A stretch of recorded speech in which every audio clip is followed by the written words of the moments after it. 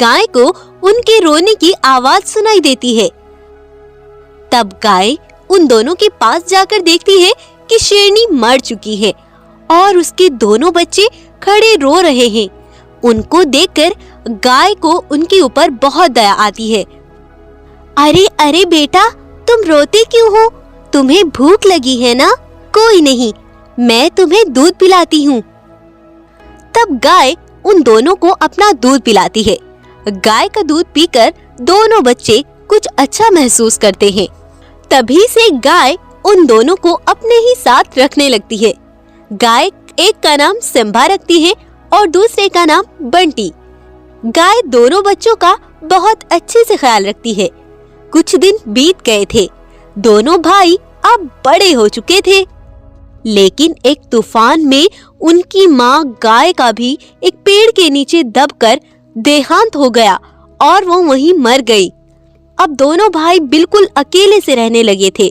तब उन्होंने सोचा, अरे सुनो सिम्बा भाई, मैंने सुना है हमारे पास वाला जंगल बहुत सुंदर और बहुत बड़ा है।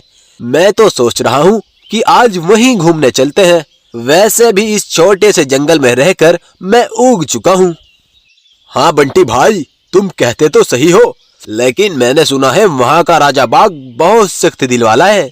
अरे भाई पता है, लेकिन वह कुछ दिनों के लिए किसी दूसरे जंगल गया हुआ है, इसीलिए तो मैं तुम्हें चलने को बोल रहा हूँ। अच्छा फिर तो ठीक है, चलो चलते हैं। तब वो दोनों उस जंगल की ओर निकल पड़ते हैं और कुछ देर में उस जंगल में पहुंच जाते हैं। उसी समय उन्हें एक भालू देखकर बोलता है, अरे बकरी देखो, ये दोनों तो सिम्बा और बंटी लगते हैं, है ना? हाँ हाँ भाई, ये तो बिल्कुल ऐसे ही दिखते हैं। अरे सिम्बा भाई, ये हमारे बारे में क्यों बोल रहे हैं और इन्हें हमारे नाम का कैसे पता? हाँ भाई, यही तो मैं सोच रहा हूँ। तब वो दोनों आगे बढ़ते हैं। तब एक भैंस उनको देखकर बोलती है, अरे अरे अरे, ये क्या देख रही हूँ मैं? ये सिम्बा और बंटी जिंदा कैसे हो गए? अरे भाई, ये भैंस क्या बोल रही है? ये सब हो क्या रहा है? पता नहीं भाई, मुझे तो सब अजीब सा लग रहा है और ये जंगल मुझे देखा सा क्यों लग रहा है? तभी उन दोनों की नजर एक बूढ़ी शेरनी पर पड़ती है, जो कि एक पेड़ से बंधी हुई थी। तब वो जैसे ही उसके पास जाते हैं तो वो शेरनी बोलती है, मुझे मालूम था कि भगवान तुम्हें जरूर भेजेगा। आज भगवान ने मेरी सुन ली है। बेटा, अब चाहे मुझे मौत भी आ जाए, मुझे कोई फर्क नहीं, क्योंकि सिर्फ एक बार मुझे तुम्हें जी भर के देखना था। ये आप क्या बोल रही हो? क्या आप हमें जानती हो? एक मिनट, आप मुझे देखी सी क्यों लग रही हो? क्या आप पहले मुझे कहीं मिली हो? रुको एक मिनट, मैं तुम्हें सब बताती हूँ।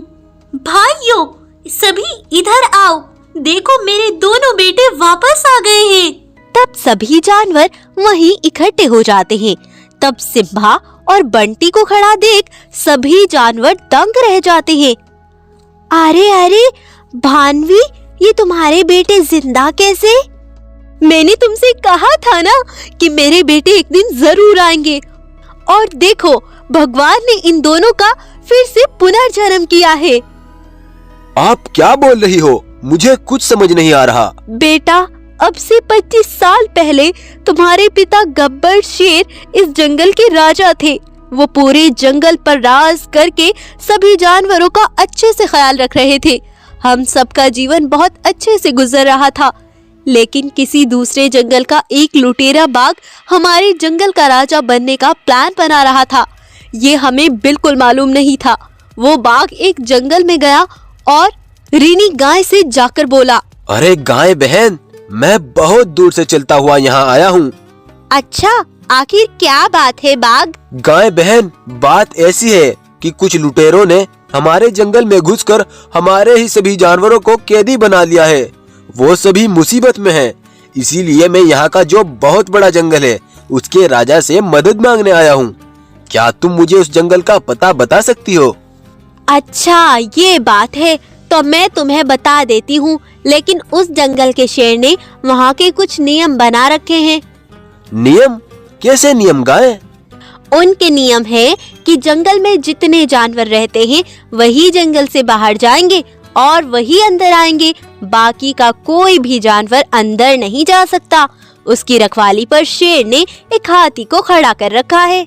तब बाघ गाय से जंगल का पता पूछकर आगे चल देता है और हमारे जंगल को दूर से खड़ा होकर देखने लगता है। अच्छा, तो ये है वो खुशहाल जंगल। कोई बात नहीं, शेर के नियम का पालन करते हुए ही शेर को मारूंगा। तब बाघ को एक भालू जंगल से निकलता हुआ दिखाई देता है, तो बाघ उसका पीछा करता है और कुछ दूर जाकर उसे मार डालता है। अब मैं इस भालू की खाल को पहनकर जंगल के अंदर जाऊंगा और किसी को पता नहीं चलेगा। तब बाघ भालू की खाल पहन लेता है और जंगल में अंदर चला जाता है। तब कुछ दूर चलकर उसे हमारी गुफा दिखाई पड़ी और वो वहीं रुककर देखने लगा। अच्छा, तो इस शेर के 2 बेटे भी हैं। आज रात ही इन तीनों को सबक सिखाता हूँ। रात होने पर उस लुटेरे बाघ ने तुम्हारे पिता और तुम्हें मार डाला था और सुबह होने पर सभी जानवरों को बुलाकर कहा, सुनो, मेरी बात ध्यान से सुनो। आज से मैं इस जंगल का राजा हूँ। आज से सब मेरा हुक्म मानेंगे। मैंने अपनी शक्तियों से